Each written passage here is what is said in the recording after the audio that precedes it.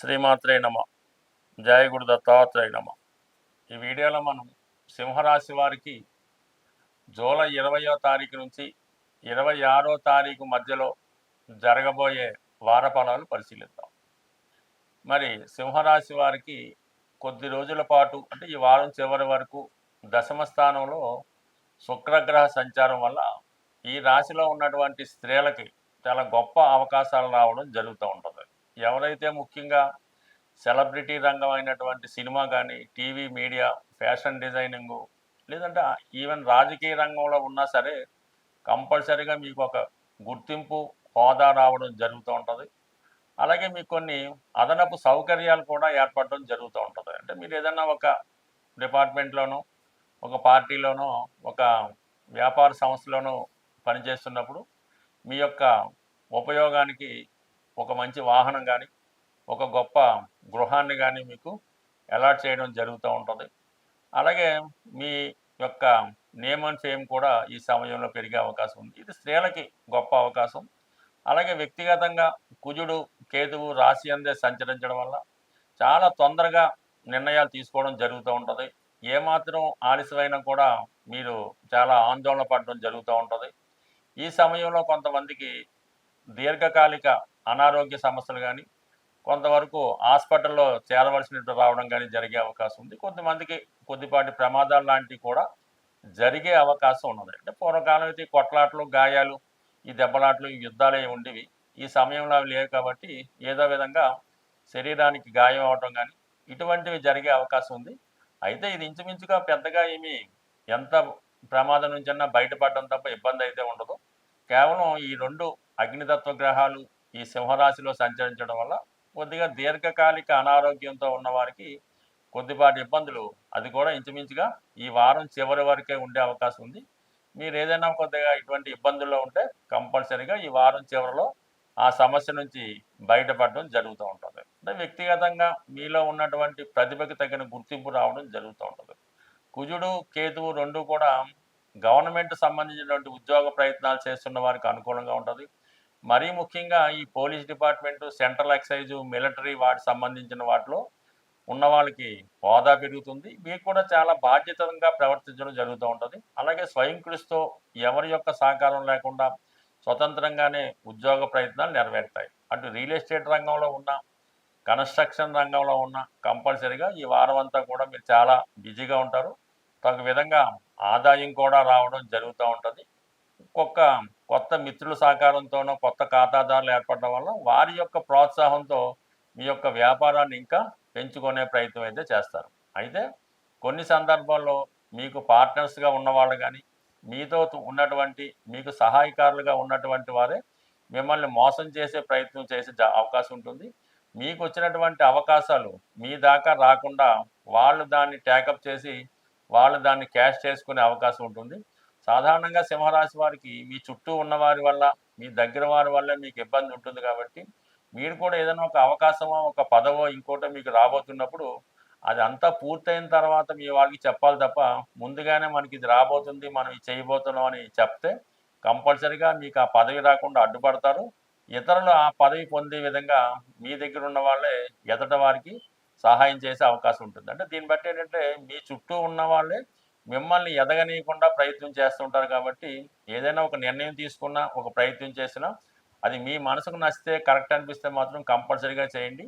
10 మందికి చెప్పి చేయడం వల్ల మాత్రం 100% ఆ పదవి, ఆ అవకాశం మీకు రాకుండా పోవడం జరుగుతుంది. ఇది కంపల్సరీగా ఈ వారంలో మీరు చేయవలసిన కార్యక్రమం. అయితే అష్టమ శని ప్రభావం వల్ల, వక్రించి ఉండడం వల్ల కొన్ని అవకాశాలు చెయ్యదాకా వచ్చి చేయి జారిపోయే అవకాశం ఉంది. అలాగే ధన లాభాధిపతి వ్యయంలో ఉంటూ రవితో కలిసి ఉండడం వల్ల ప్రభుత్వ ఒత్తిడి ఉంటుంది. ప్రభుత్వ అధికారులకు చెల్లించవలసిన ట్యాక్స్లు, పన్నులు చెల్లించవలసి ఉంటుంది. రావాల్సిన ధనం ఆగిపోవడం కూడా జరుగుతూ ఉంటుంది. అయితే ఏదైనప్పటికి కూడా సమయానికి ధనం రావడం జరుగుతూ ఉంటుంది. బట్ ఏదైనా ఈ వారం అంతా కూడా ఈ గ్రహాలు రాహు, కేతు యాక్సెస్లో ఉండడం వల్ల చాలా వరకు 1కి 2 సార్లు ప్రయత్నం చేయవలసి ఉంటుంది. ఏదైనా మీరు ప్రయత్నం చేసినప్పుడు స్వతంత్రంగా మీకు మీరే చేసుకోవాలి తప్ప ఇతరుల మీద ఆధారపడిన, ఇతరులతో మీ పనులు చేయించుకున్నా అవి పని పూర్తవు.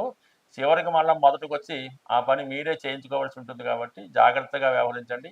ఈ సమయంలో ఎవరిని నమ్మకుండా మిమ్మల్ని మీరే నమ్ముకుంటూ చేసే ప్రతి ప్రయత్నం కూడా అనుకూలించే అవకాశం ఉంది. లాభస్థానంలో గురుగ్రహ ప్రభావం వల్ల మీరు ఏదైనా ఒక ఉన్నత పదవి కోసం కానీ, ప్రమోషన్ కోసం కానీ, కొత్త ఉద్యోగం కోసం కానీ ప్రయత్నం చేస్తుంటే కంపల్సరీగా సక్సెస్ అయ్యే అవకాశం ఉంది. అది మీ ప్రయత్నం చాలా జాగ్రత్తగా సీక్రెట్గా చేసుకుంటేనే అది వర్కౌట్ అవుతుంది. లేని పక్షంలో అది నిరాశగా ఉండే అవకాశం ఉంటుంది. ఈ సమయంలో ప్రతి రాశుల వారికి, ప్రతి లగ్నాల వారికి వివాహ సమస్య, ఆర్థిక సమస్య రెండు ప్రధానంగా వేధించడం జరుగుతూ ఉంది.